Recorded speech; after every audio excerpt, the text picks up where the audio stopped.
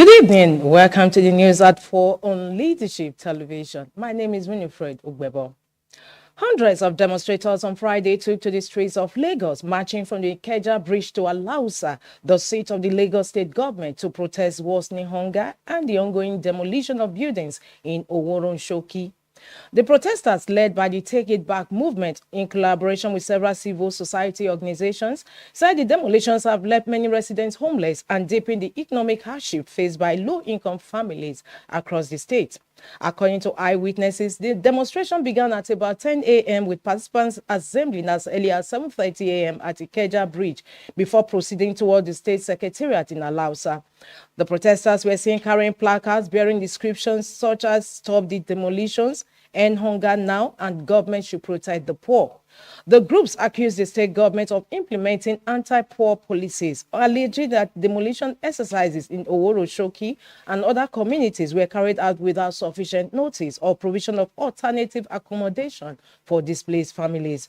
Security personnel, including police officers and operatives of the Lagos Neighborhood Safety Corps (LNSC), were stationed along major routes leading to Alausa to maintain order and prevent disruptions. As of the time of reading this report, the protesters had reached the Secretariat complex, chanting solidarity songs and calling for an audience with Governor Babajide Sanwo-Olu or a representative of his administration to present their grievances. In other news, the federal government has dismissed reports claiming that it has scrapped the Unified Tertiary Matriculation Examination (UTME), insisting that the Joint Admissions and Matriculation Board (JAMB) remains the only legally authorized body for tertiary admissions in Nigeria. This was contained in a statement issued by the spokesperson of the Federal Ministry of Education, Boriowo Folashade, on Thursday. She described the report circulating on social media as false and misleading, stressing that neither the Ministry of Education nor any of its agencies issued or authorized such an announcement. For the avoidance of doubt, JAMB remains the statutory and legally empowered body responsible for conducting entrance examinations and coordinating admissions into all tertiary institutions in Nigeria, the statement read. The established admission processes through JAMB remain fully operational, and any contrary information should be disregarded in its entirety, it added. Folashade further stated that the Minister of Education, Dr. Tunji Alausa, reaffirmed the federal government's unwavering partnership with JAMB and other relevant education bodies to ensure transparency, fairness, and merit in the admission process. According to her, the minister emphasized that the integrity of the tertiary education admission system remains a top priority for the administration. The federal government is committed to maintain the credibility of the process and ensuring that every qualified candidate has a fair chance, she quoted the minister as saying. The clarification followed rumors that began circulating online after the government announced a review of admission criteria that allows candidates without a credit pass in mathematics in their senior school certificate examination (SSCE) to gain admission into programs in the Faculty of Arts. The reform, according to the ministry, was introduced to expand access to tertiary education and align admission policies with global best practices.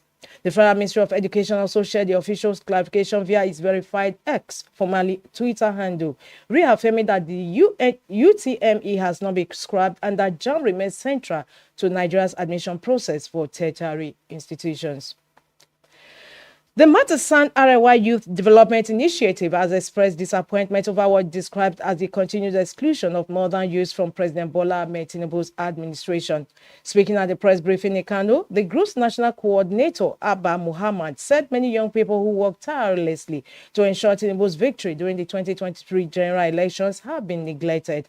We campaigned, we mobilized, and we ensured victory. Yet, almost 2 years into this administration, the young people of Arewa, who stood at the forefront of this political struggle, have been ignored, Abba said. According to him, the group had expected the government to prioritize youth inclusion in appointments and policy making, but noted that most young Northerners have been sidelined. We are not asking for favors or handouts. We are asking for recognition, inclusion, and a fair opportunity to contribute to national development, he added. Abba also announced plans by the group to embark on an awareness tour across the 19 northern states aimed at sensitizing communities on youth participation and representation in governance.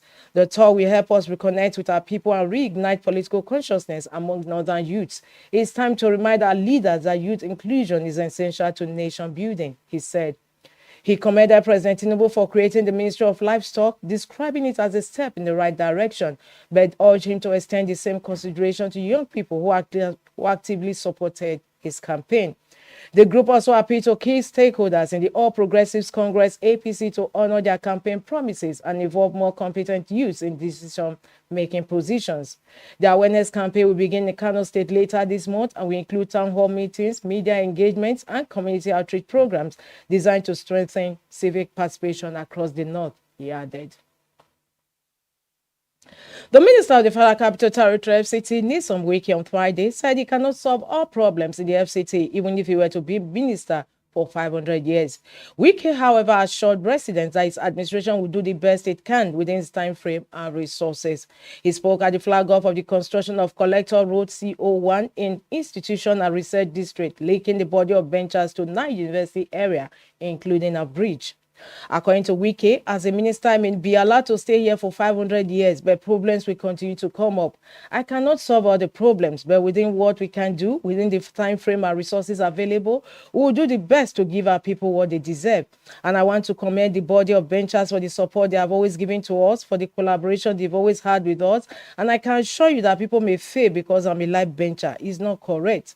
Noting that the road is for the benefit of all users, Wike urged residents to support the government in ensuring that the right things are done in the capital city. What is worth doing is worth doing well, so everybody should support the government to make sure the right things are done and positive results are achieved, he added.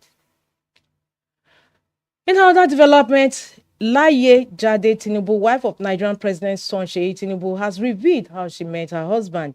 She made the revelation in a recent video broadcast celebrating her husband's 40th birthday. She disclosed that she met Seyi on social media platform Facebook. Laye explained that it was Seyi's courage that drew him to her, stressing that he was confident yet easygoing. She said, "We met on Facebook. I wouldn't really say there was a pickup line per se, but it was more of how he carried himself that drew me to him.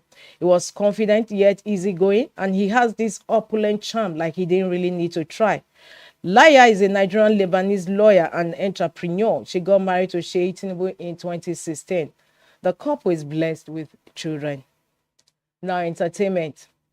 Nigerian singer Tiwa Savage has opened up about her current dating and marital opportunities. The mother of one shared that she's at a point in her life where her eligible suitors are either in their 50s or married. Featuring a recent episode of the American podcast Air Service, Savage stated that her current reality has made her open to